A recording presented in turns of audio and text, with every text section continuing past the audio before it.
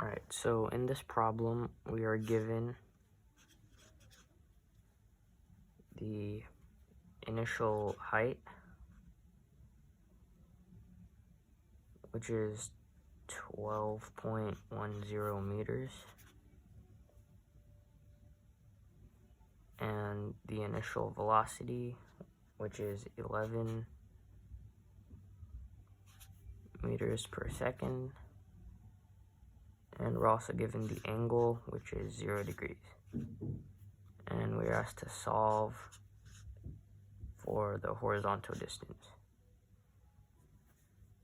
So in order to solve for horizontal distance, we use this equation. Change in horizontal distance is equal to the initial horizontal velocity times time.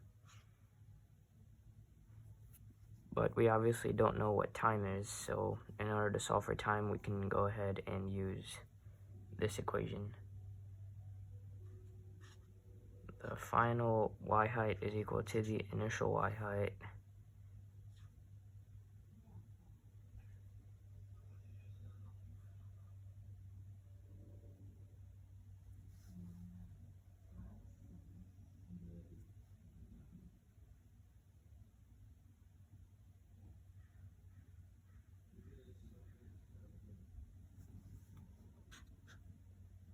plus the initial y velocity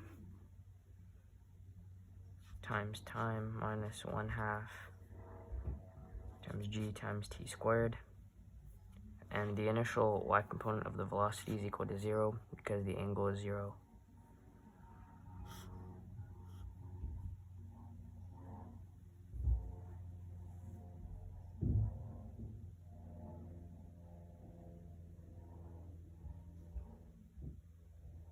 And of course, this is also equal to 0. So then when we arrange for time, the square root of 2 times the initial height divided by g, which is equal to about 1.57 seconds.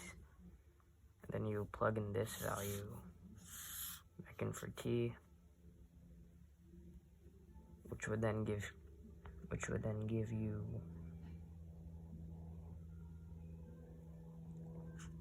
11 times 1.57.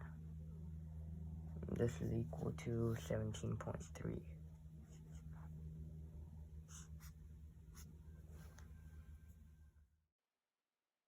Alright, go to kinematics, projectile motion. Alright, so we're gonna go ahead and solve for time in the vertical velocity because, as you remember, we needed to do that to solve the problem. So go ahead and enter the given information.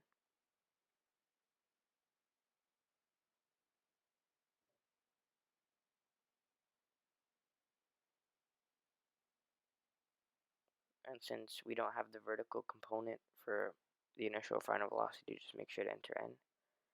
Get 1.57 for the time. And go ahead and use that for horizontal distance and enter in the given information. Make sure to enter n because we don't know the exact horizontal velocity component yet.